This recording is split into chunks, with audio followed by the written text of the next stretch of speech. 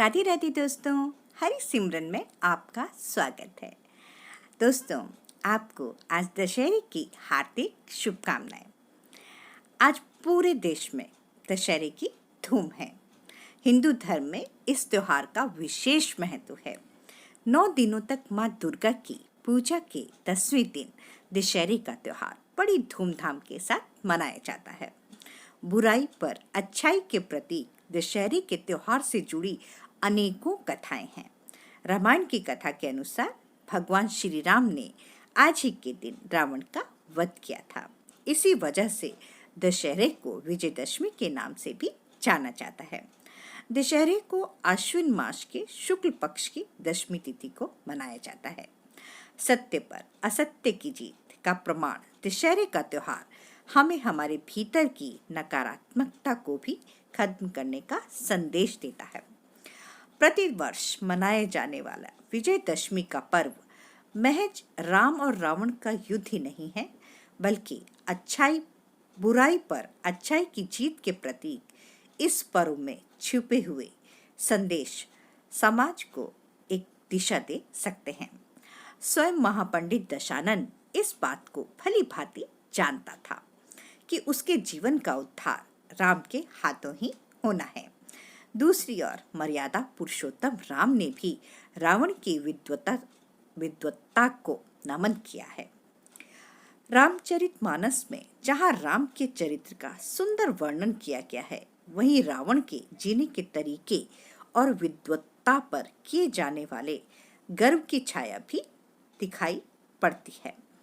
रावण विद्वान होने के साथ ही बलशाली भी था, किंतु उसकी इसी गर्वोक्ति को बाली ने चूर चूर कर उसे 6 माह तक अपनी काख में दबाए रखा था।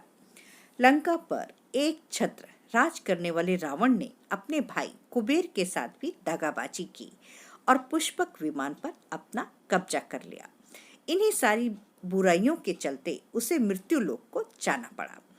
हम प्रतिवर्ष अहंकार के पुतले का दहन कर उत्सव मनाते हैं, किंतु स्वयं का अहंकार त्यागने के लिए तत्पर दिखाई नहीं पड़ रहे हैं। तो ये कैसा विजयदशमी का पर्व है? हमें हमारे अंदर छिपी चेतना का जागरण और विषयों का त्याग ही विजयदशमी पर्व का मुख्य संदेश है। आज हम विषयों के जाल में इस तरह से उलझे हुए हैं कि स्वयं अपने अंदर चेतना और ऊर्जा को सही दिशा नहीं दे पा रहे हैं। रावण से परेशान जनता को खुशहाल जीवन प्रदान करने के लिए ही भगवान राम का अवतरण हुआ था। हम सब इस बात को जानते हैं कि राम ने क्षत्रिय कुल में जन्म लिया था। इसके विपरीत रावण ने ब्राह्मण कुल में और वेदों पुराणों के ज्ञाता और मुनि श्रेष्ठ विशर्वा के पुत्र थे। रावण के दादा ऋषि पुलस्त्य भी देवतुल्य माने जाते थे। राम रावण युद्ध के दौरान कहीं न कहीं राम के हृदय में रावण के प्रति दया का भाव भी जरूर था।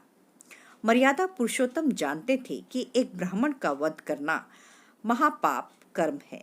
यही कारण है कि उन्होंने रावण वध के बाद ब्राह्मण की हत्या के लिए प्रायश्चित किया और प्रार्थना की कि उनके इस पाप को जन सामान्य की सुरक्षा के लिए आवश्यक मानते हुए उन्हें ईश्वर इस पाप से मुक्त करे।